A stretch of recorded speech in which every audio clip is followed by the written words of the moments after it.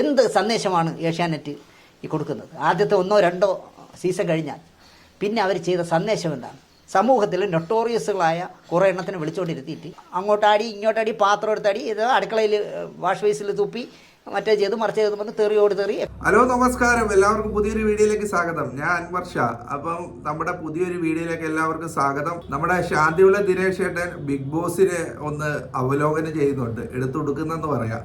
അപ്പോൾ ആ വീഡിയോ നമുക്കൊന്ന് കാണാം. എല്ലാവരും നമ്മളെ ഒന്ന് സപ്പോർട്ട് ചെയ്യാൻ വേണ്ടി ഒന്ന് സബ്സ്ക്രൈബ് ചെയ്യുന്ന കാര്യം ഒന്ന് പരിഗണിക്കണം. അപ്പോൾ നമുക്ക് നേരെ വീഡിയോയിലേക്ക് കിടക്കാം. ചിരിക്കാനുണ്ട്, ആരും സ്ക്രിപ്റ്റ് അടിച്ച് പോകല്ലേ. ത്തോടെ നമുക്ക് പറയാവുന്ന നടനാണ് മോഹൻലാൽ. കുറച്ച് കോടികൾക്ക് വേണ്ടി ആ മനുഷ്യൻ അതപ്പതിക്കുന്ന കാണുമ്പോഴേ ഈ ബിഗ് ബോസിൻ്റെ അവതാരകനായിട്ട് കുറേ കൂതറകളെയും വിളിച്ചിട്ട് അതിൽ ഈ മോഹൻലാൽ അവതാരകനായപ്പോൾ സത്യം പറഞ്ഞാൽ എനിക്ക് ആ മനുഷ്യനോടുള്ള എല്ലാ ബഹുമാനവും പോയി. കാരണം ഈ ബിഗ് ബോസ് കാണുന്ന ഒരു കുട്ടികൾക്കും നല്ല ചിന്തകളുണ്ടാകും. കാരണം സമൂഹത്തിൽ ഇപ്പോഴും പറയുകയാണെങ്കിൽ യൂട്യൂബിൽ ഏറ്റവും നിറഞ്ഞു നിൽക്കുന്ന ഏതെല്ലാം അലവലാദികളുണ്ടോ ആ അലവലാദികൾ മുഴുവനാണ്. ഈ യൂട്യൂബിൽ നീ അലവലാദിയാണോ, നീ ബിഗ് ബോസിന് മെമ്പർ ആവാൻ യോഗ്യനാണ്. അത് എനിക്കൊന്ന് പെൻഡിങ്ങിൽ വെച്ചായിരിക്കും. ഇന്നലെ ഏറ്റവും മറ്റേ നിങ്ങൾ പറഞ്ഞ ആ ചെറുക്കൻ, ആ മന്ദബുദ്ധി ചെറുക്കൻ പറഞ്ഞു കേട്ടു, അലൻ ജോസ് പെരേരയൊക്കെയാണ് ഇപ്പോൾ ഇവിടുത്തെ സ്റ്റാർ, നമ്മളെയൊന്നും ആക്കും വേണ്ട. ഞാൻ IIT പഠിച്ചു, തേങ്ങയിൽ പഠിച്ചു, മാങ്ങയിൽ പഠിച്ചു, ഞാൻ മറ്റേ ട്രംപിന് ബുദ്ധി പറഞ്ഞു കൊടുക്കുന്ന ആളാണെന്ന്. ഇപ്പോൾ 2 ദിവസം മുമ്പേ നിങ്ങൾ ആലോചിച്ചു, ഞാൻ പേര് പോലും പറയാൻ ഇഷ്ടപ്പെടാത്ത ഒരു അലവലാതി ചെറുക്കൻ 2 ദിവസം മുമ്പേ എനിക്കൊരു ഫോൺ വരുന്നു. ഞാൻ എടുത്തപ്പോൾ 2 ദിവസം മുമ്പുള്ള കഥയെ പറയണേ. നിങ്ങൾക്ക് എന്നെ പോലീസ് അറസ്റ്റ് ചെയ്തപ്പോൾ സമാധാനമായില്ല അല്ലേ? ഇവനെ അറസ്റ്റ് ചെയ്തായിരിക്കുന്നത് എവൻ്റെ സഹോദരിയാണ് ഞാൻ കെട്ടിയിരിക്കുന്നത്. ഞാൻ അപ്പോൾ ഫോണും കെട്ടിയത് ഇത്രയും കേട്ടുള്ളൂ. ഞാൻ 2 ദിവസം അല്ല, ഞാൻ പോലീസ് എന്നെ അറസ്റ്റ് ചെയ്തപ്പോൾ നിങ്ങൾക്ക് സമാധാനമായല്ലോ എന്ന്. ഇപ്പോൾ ആറാട്ടണ്ണൻ പുള്ളിയെ വിളിച്ചിട്ടുണ്ടായിരുന്നു പരാതി പറയാൻ വേണ്ടി.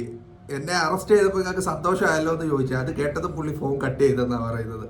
ആറാട്ടണ്ണനെ അവഹേളിച്ചു വിട്ട ദിനേശ് ചേട്ടൻ പണ്ടേ അങ്ങേർക്ക് ആ ആറാട്ടണ്ണനെ കണ്ടുകൂടാ. എന്തായാലും ചിരിക്കാറുണ്ട്, ബാക്കി കേൾക്കാൻ നമുക്ക്. എനിക്കെന്ത് സമാധാനക്കേട് ഇവനെ കൊണ്ട്? ഇവൻ ആരെങ്കിലും അടിച്ചു വന്നാൽ പോലും എനിക്ക് യാതൊരു പ്രശ്നവുമില്ല. കാരണം ഇതൊന്നും ഭൂമിക്ക് ഭാരമായി കിടക്കുന്ന ഇവനെ ഒന്നും ഞാൻ വകവയ്ക്കുന്ന ആളല്ല. ഇങ്ങനെ വകവയ്ക്കാത്ത ഏതൊക്കെ അലവലാദികളുണ്ടോ അതിനെയൊക്കെ വിളിച്ചാണ് ഈ ബിഗ് ബോസിലെ താരങ്ങളാക്കണേ. ഏതെല്ലാം കൂതറകളുണ്ടോ ഇത് കാണുന്ന പുതുതലമുറ വഴിതെറ്റും. മോഹൻലാൽ ഒരു കമ്മിറ്റ്മെൻറ്റും ഇല്ല. നിങ്ങൾ കാശ് കൊടുത്താൽ അയാൾ എന്തും ചെയ്യും. അയാളല്ലെങ്കിൽ ആൻ്റണി അയാളെ കൂടി ചെയ്യും. ഒരു കമ്മിറ്റ്മെൻറ്റും ഒരു കലാകാരൻ എന്നുള്ള നിലയ്ക്ക് ഈ സമൂഹത്തോട് യാതൊരു കമ്മിറ്റ്മെൻറ്റും ഇല്ലാത്ത ആളാണ് അയാളെന്ന് പറയും. ഒന്നുമില്ലെങ്കിലും ഇന്ന് വലിയ വാർത്തയിൽ എന്ത് നടന്നാലും അയാൾക്ക് പ്രശ്നമല്ല.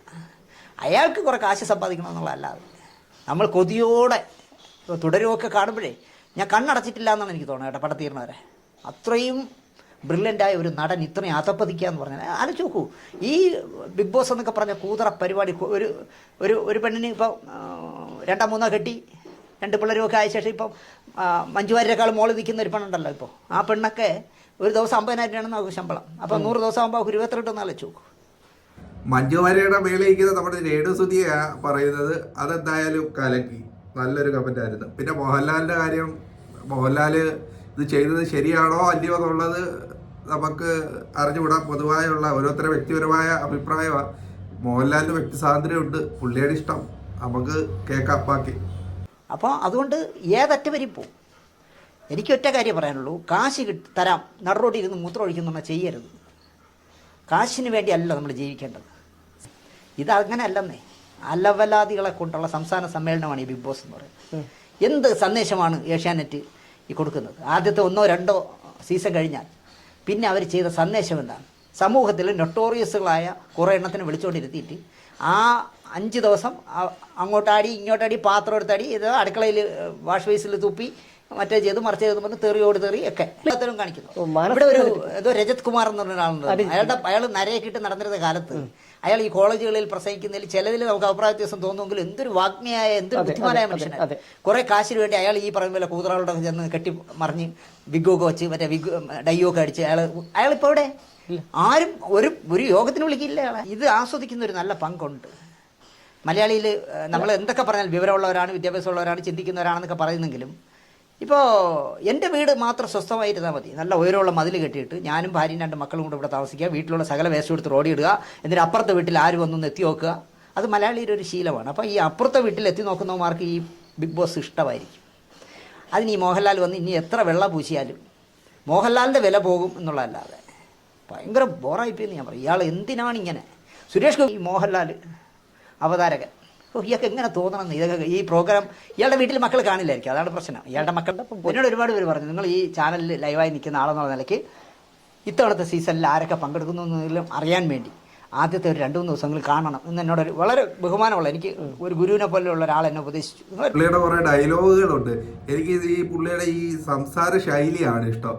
എന്തായാലും ഒരു കൂസലും ഇല്ലാതെ എന്ത് കാര്യമാണേലും ആരെക്കുറിച്ചാണേലും വെട്ടിത്തുറന്ന് പറഞ്ഞിരിക്കും. അതിനൊരു മനസ്സ് വേണം കേട്ടോ, എന്തായാലും ഒരു ഗട്ട്സും വേണം. അത് അംഗീകരിച്ചു കൊടുത്തേ പറ്റത്തുള്ളൂ. എനിക്ക് ഇദ്ദേഹത്തെ പേഴ്സണലി ഇദ്ദേഹത്തിൻ്റെ സംസാരം ഭയങ്കര ഇഷ്ടമാണ്. അതുകൊണ്ടാണ് ഞാൻ ഈ വീഡിയോ തന്നെ ചെയ്യുന്നത്. പത്രക്കാർ അങ്ങനെ നിങ്ങൾ അടച്ച് അത് കാണില്ല എന്ന് വാശി പിടിക്കരുത്. നിങ്ങൾ കാണണം, അതിൽ ആരൊക്കെ പങ്കെടുക്കുന്നു എന്ന് കാണണം. നിങ്ങൾ അതുകൊണ്ടൊന്ന് കണ്ടിരിക്കണം. കാരണം നിങ്ങളുടെ പ്രോഗ്രാമിൽ എപ്പോഴെങ്കിലും പറയണമെങ്കിൽ നിങ്ങൾക്ക് അത് കാണണ്ടേ. ഞാൻ പറഞ്ഞു ഇനി എന്ത് നഷ്ടം വന്നാലും വരി, ശരി ഞാൻ കാണില്ല. ഒരു ചാനലുകാരും ചെയ്യില്ല, മലയാള സിനിമയിലെ ഒരു നടനും ഈ അധപ്പതിച്ച ഈ റോളിന് പോവില്ല, മോഹൻലാൽ അല്ലാതെ. പൈസ കൊടുത്താൽ എന്തിനും തയ്യാറായി നടക്കുന്ന ഒരു മനുഷ്യനായിപ്പോയി. അത്രയ്ക്ക് തരത്താണ് പോയി ആ മനുഷ്യൻ. അപ്പൊ കേട്ടല്ലോ, ദിനേശ് ഏട്ടന്റെ അഭിപ്രായങ്ങൾ ഇതൊക്കെയാണ്. ഏറെക്കുറെ മലയാളികളുടെ അഭിപ്രായങ്ങൾ ഇതൊക്കെ ആയിരിക്കാം. പേഴ്സണലി എന്തായാലും പുള്ളിയുടെ സംസാരം എനിക്ക് ഭയങ്കര ഇഷ്ടമാണ്. അതുകൊണ്ടാണ് ഈ വീഡിയോ ഞാൻ ചെയ്തത്. കേൾക്കാനും രസമാണ്, നമുക്ക് കുറച്ച് ചിരിക്കാനും ഉണ്ട്. അപ്പോൾ ഈ വീഡിയോ ഒക്കെ എല്ലാം ഇഷ്ടപ്പെട്ടെന്ന് ഞാൻ വിചാരിക്കുന്നു. എല്ലാവരും നമ്മളെ ഒന്ന് സപ്പോർട്ട് ചെയ്യുക. വേറൊരു വീഡിയോ ആയി വീണ്ടും കാണാം. അതുവരേക്കും എല്ലാവർക്കും ബൈ.